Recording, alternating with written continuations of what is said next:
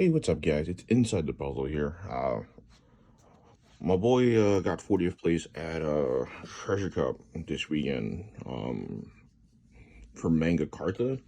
And today, well, yesterday, Saturday, Sunday on recording, uh, he played Law. So we built the deck last minute.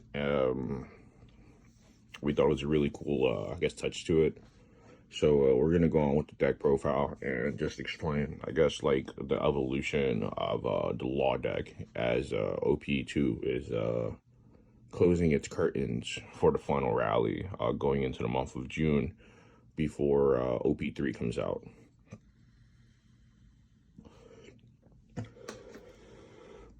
All right, so let's start with it. Also, shout outs to Game Day TCG. They're Inside the Puzzle's sponsor. All right, so we played Law, probably, arguably, one of the best decks of the format, best leader of the format. Does some really unfair things, a lot of combo interactions. It's not like your typical cookie cutter version of Law, so bear with us, right? So first we start off with 4 Nami. So the thing about Nami is she's just like an engine starter, and with this deck you kind of need all the engine starters as much as possible. Not having this, some people might play the starter deck Law or Nami. It's pretty mid. Like, it doesn't generate you advantage, right? Versus this generates you a lot more advantage inherently. 4 copies of Dogura.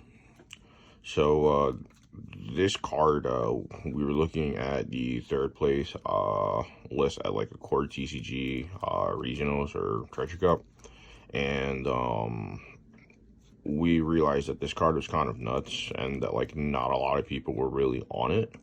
If I'm not mistaken, my boy was playing the mirror match, like card for card, except for like starter deck Nami, and because of the existence of this Nami in the main deck, this allowed him to pull off the mirror match.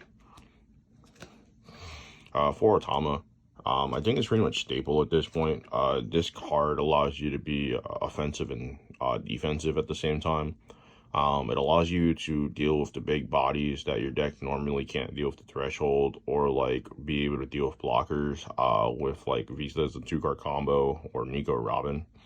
I think people don't play this correctly from watching my boys' games.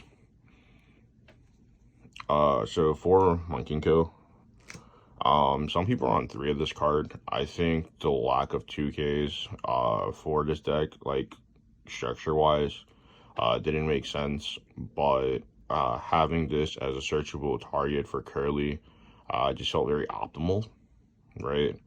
But the really cool part was resolving this with like one of your 1-drops in comparison is really, really strong. For Chopper, I think it's a staple. Like these 4-ofs, they're like kind of mandatory in a sense.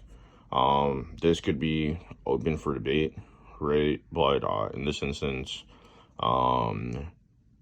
we wanted to just maximize on 2Ks and our Curly searches. For Curly, so Curly is pretty self-explanatory, right? You have 4, 8, 12, 16, 20 targets for Curly, so Curly on 5 should usually always resolve mathematically.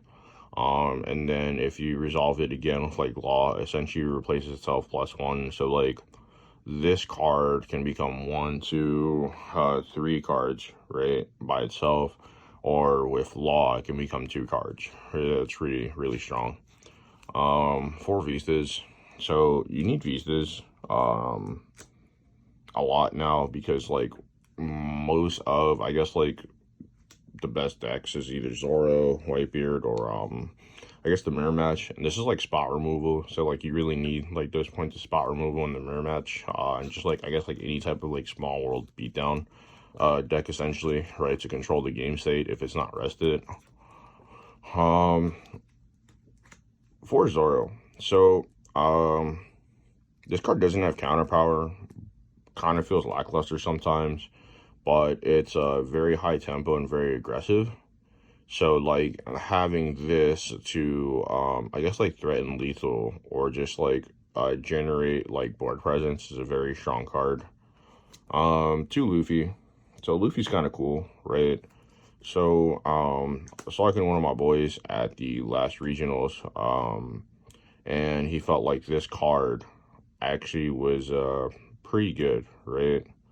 So like when you deal with the mirror match, most people when they don't play this, this doesn't contest, like most people don't have ways to contest with law or beat the mirror, right?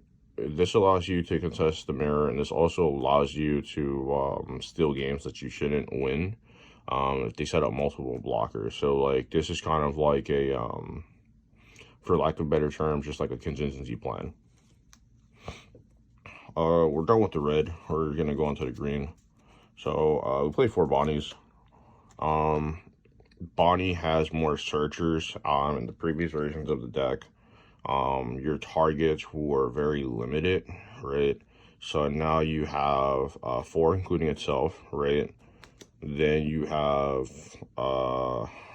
8, 10, right? 4, so that's 14. That's 18, 22. So I think these are pretty much mandatory even going forward.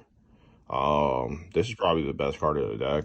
I wouldn't be surprised if like we get this hit at some point, because like even going into like set 3, right?